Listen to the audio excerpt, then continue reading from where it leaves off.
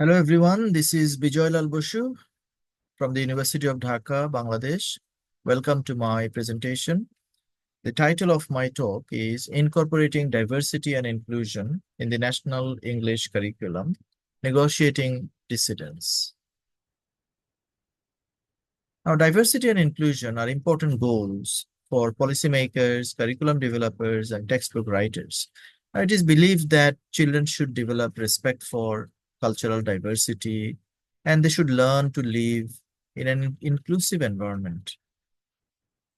Now, textbook writers have a responsibility to ensure that there is cultural diversity in the materials. They're expected to include members from ethnic communities, people with disabilities in the content and activities that they develop. Now, ensuring cultural diversity in the materials is not a simple matter of selecting representative examples from different groups in a proportionate manner, because there might be debates over the values that are promoted in the materials and the representation of particular groups might be seen as problematic. Sometimes members of a community might be unhappy with the way their community has been represented in the materials. So textbook writers have to deal with the different voices of dissent that they face and find a way around the challenges that they face. So in my talk, I'm going to share with you findings from a research that I carried out recently on the new national curriculum um, in the Bangladesh context. So to talk about the context, we have a centralized education system where the Ministry of Education is responsible for developing the national curriculum. They have an entity called the National Curriculum and Textbook Board, the NCTB. They are responsible for developing the textbooks, producing the teacher guide, providing training for teachers, and every year in the month of January, there is a textbook festival where students receive books for free. In 2023, as many as 40 million students received textbooks from their schools. So it's a large education system, not only in Bangladesh, in the world, I believe. Now, in the past few decades, we have witnessed three major reform initiatives in the country. In 1995, CLT-inspired reform initiatives were undertaken. This was replaced by a content-based curriculum in 2012, and it continued until 2022. Now, in 2023, a new curriculum was launched. It was known as competency-based experiential curriculum. Now, something common about these initiatives is that every time an initiative was undertaken, textbooks were changed, new textbooks were produced, or the existing textbooks were thoroughly revised. So every time an innovation is attempted, the textbooks are revised. Now, this tells us how important textbooks are in the Bangladeshi education system. Textbooks influence teaching and learning, and it is said that assessment is also based on the content and activities provided in the textbooks. Now, the focus of my talk is how textbook writers negotiate the different voices that emerge during the development of the textbooks. And the theories of Foucault and Gramsci uh, seem to be relevant for my talk. So Foucault talks about power relations. He talks about the way powerful people produce and reproduce knowledge. Gramsci also talks about the way ruling classes maintain their domination over the other classes through cultural and ideological means.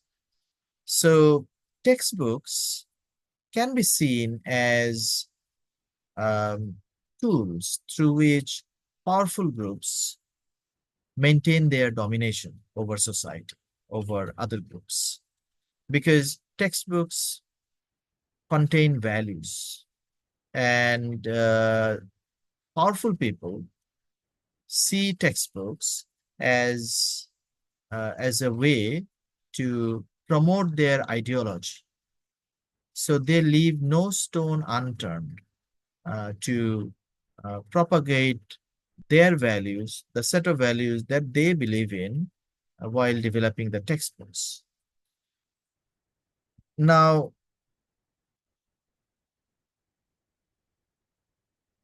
Foucault talks about the possibility for resistance. So even when there is power, the exercise of power is sometimes uh, met with resistance. So he says that power relations are multiple and diffuse throughout social relations. Gramsci, in the same way, talks about counter ideology. He says that when there is an ideology in society, there is always a counter ideology present there. So the theories explain how powerful people try to maintain their dominance in society and the possibility for resistance by the dominated groups. Now, in the process of curriculum development, we notice the interplay of power and resistance. Now, a paper published by Hamid and Ali argues that the ruling class uh, made certain attempts to promote their ideology in the textbooks.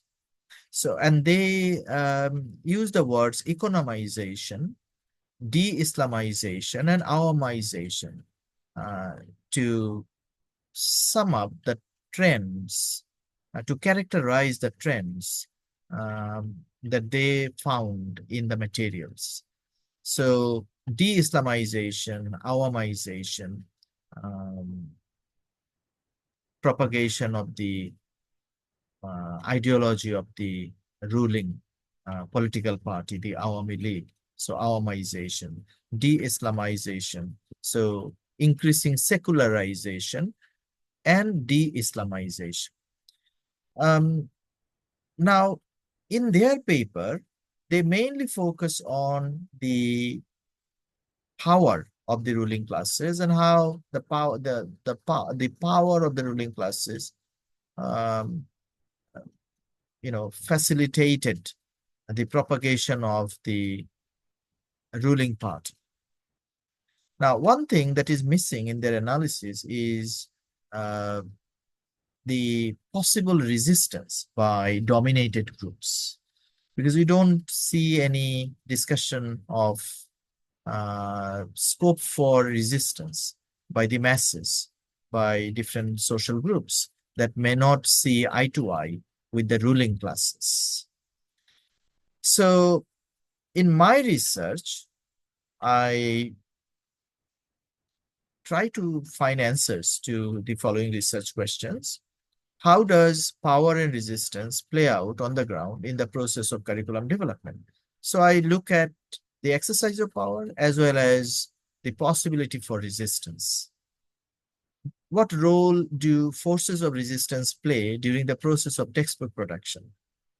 And what are the factors that mediate the fight between power and resistance? Now,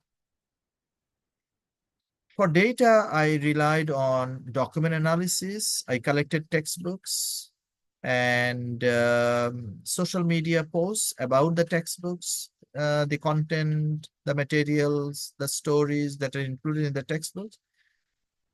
I interviewed experts from the NCTB, authors who developed the textbooks, and artists who produce the illustrations, and I draw on my personal field experience to answer the research questions. Now, one of the findings is dissent, dissidence, and resistance by the dominated groups. Attack on the new curriculum online and on social media platforms, social media posts, online news portals, and YouTube videos. Now, where there is exercise of power, there is also the potential for resistance. And I found that there was great resistance. There was strong resistance against the materials that were produced at that time. Now, how did the NCTB respond to resistance that were shown by people? Now, what they did is they reviewed the materials themselves. They hired experts to review the materials and to give a report on the materials. They also collected, you know, people's opinions, their feedback on the new curriculum, on the textbooks through survey, and they also collected Facebook posts and write-ups on blogs and YouTube videos. They analyze the videos and the write-ups to see what people were saying, what shortcomings were reported in the posts and in the videos. So an expert, a curriculum expert from the NCTB told me in an interview that that they had a WhatsApp group where they received feedback from teachers, and they formed a committee, and they also received comments from the committee, and they communicated the feedback they received to the textbook writers so that they could work on the textbooks, so that they could revise the materials. So for this study, I compared the initial materials and the revised materials, because when criticisms were made public about the textbooks, the NCTB decided to revise the textbooks. So I compared the two versions of the textbooks, and I mainly found changes in images and very little change in the stories or the activities. There were a few typos that were corrected in the revised version, but one major area in which we noticed change was in the images. So in the revised textbooks, I found a greater representation of the Muslim identity of the people. So, boys were seen with skull caps, and men were seen with beard or caps, and women were shown in hijab or wearing hijab. So that was one major change that I noticed. I also found that in a few cases where um, boys and girls were shown together, um, were kind of separated in the new book. So, where we saw a group activity, involving boys and girls, um, you know, that was replaced by another image where only boys were shown. So, or only girls were shown. So, these were some of the obvious, changes.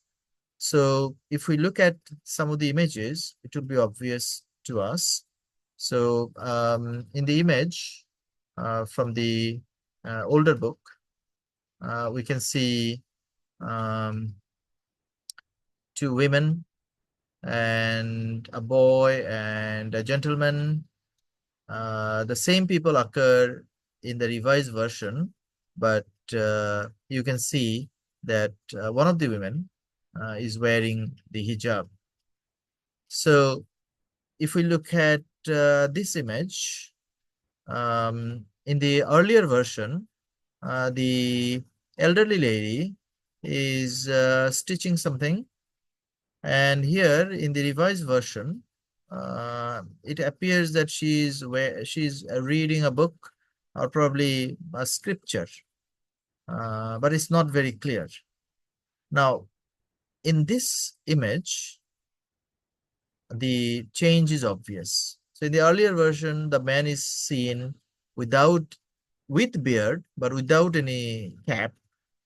But in the revised version, we can see the man wearing a cap, a religious cap, skull cap, that shows the religiosity of the person. Now, if we look at this particular image, and again, one change is noticeable. We have two girls, and one of them is without the hijab, one is with the hijab. But in the earlier version, there was no hijab. So that is one change we can notice here in this image. Now, same here with this image, the boy is wearing a skull cap in the revised version. And in this particular image, we can see two boys wearing hijab in the new version, none in the earlier version. And in this particular image, we see that in the earlier version, boys and girls are having a party together. In the revised version, it's only girls, no boys. So the mixing of boys and girls is avoided in the revised version. Now, if we look at these images, on the left, we have the image of a healthy tiger. In the earlier version, it doesn't seem very healthy, probably. That is one change you notice here. In this particular image, we see that some of them are wearing vests, some of them are not. They are without any vest. So this image was actually not changed. So in the old book and the new book, we have the same image. Now,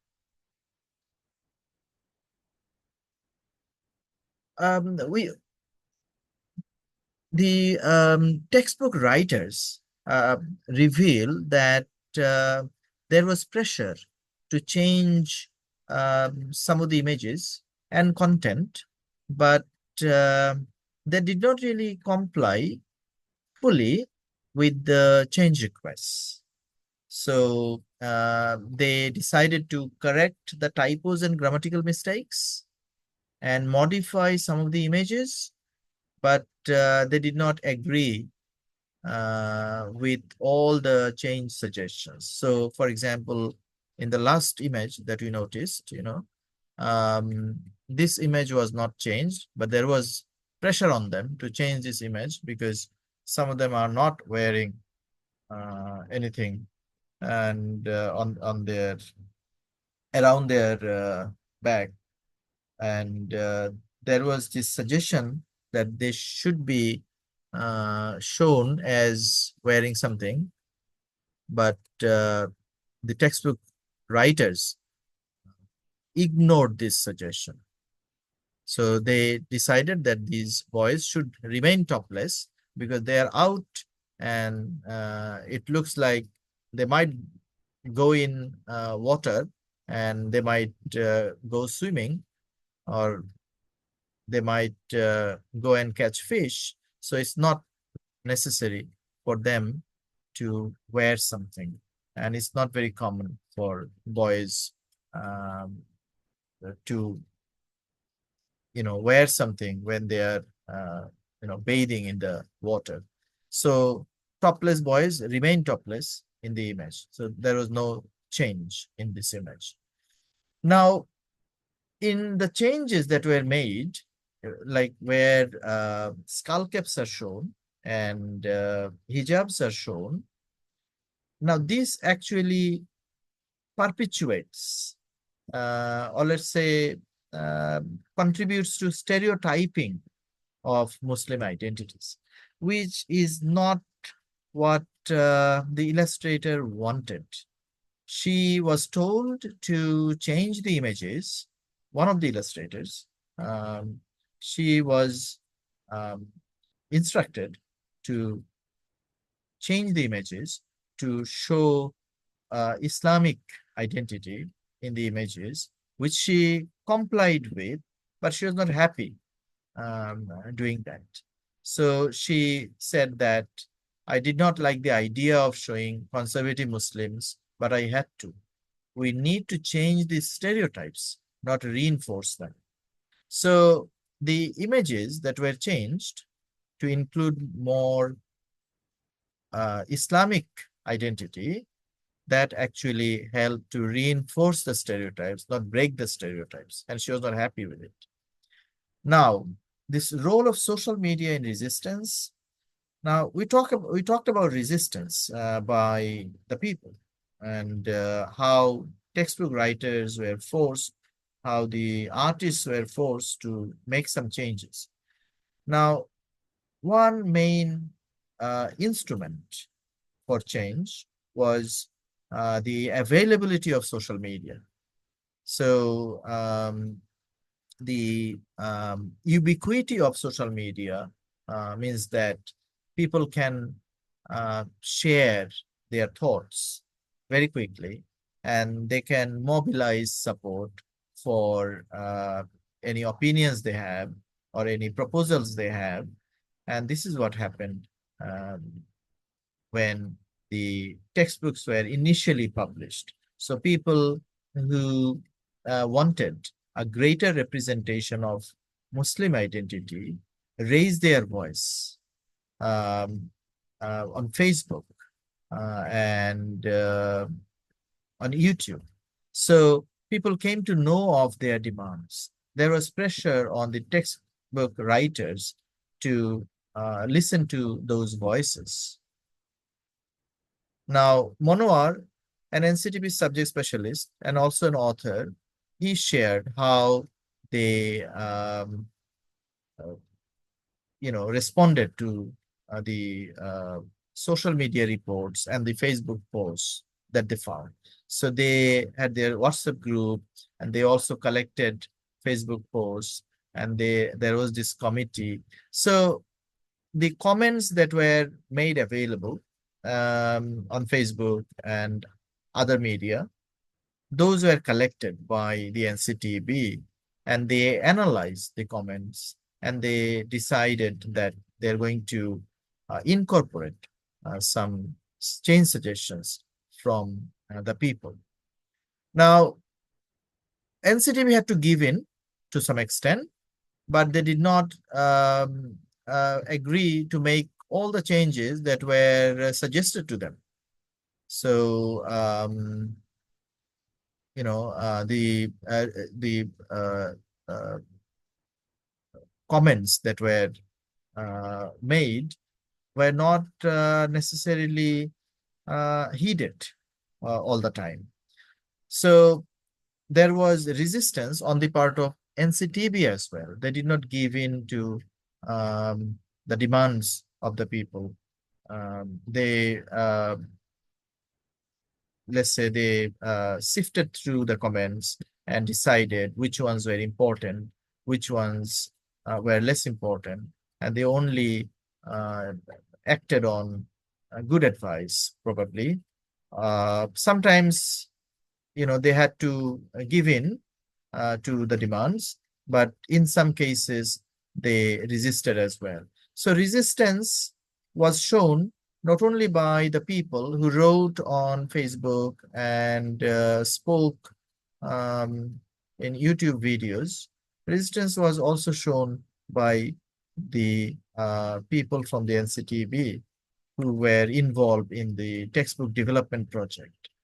So, um, so the textbook writers face this challenge of dealing with the divergent voices, and it's always um, problematic. It's always problematic to represent a group because not everyone is happy with the representation. And what we notice in this particular case, and also in the past few cases of curriculum development, is that whenever a curriculum is developed, there is a strong influence of the ideology of the dominant class of the ruling political party on the curriculum, and there is a swing from secularism to Muslim, religious nationalism, and back again with the change of political party. So when a party comes to power, they impose their ideologies on the people through the curriculum, through the textbooks. So they have their power, and they use their power to produce a certain type of knowledge. But we also notice that dominated groups can fight back. They can resist any attempt to uh, impose something, certain ideology on them. And resistance was most evident in the case of the 2023 curriculum, the competency-based experiential curriculum, when um, in the span of 1 year, textbooks had to be thoroughly revised because of pressure from the dominated groups. So power struggles on the political field are reflected in curriculum development. People in power choose textbooks to disseminate and consolidate their ideologies. So textbooks are sites of struggle. Textbooks are places where ideological battles are fought. Subordinate groups these days can take advantage of social media to resist dominant ideologies and fight for their greater representation. So textbook writers have to negotiate with different voices, and they have to strike a balance between different ideologies, different identities. It's not always easy. It's a delicate balancing act, but they have to do it for the sake of harmony and peace. So thank you very much for listening to me.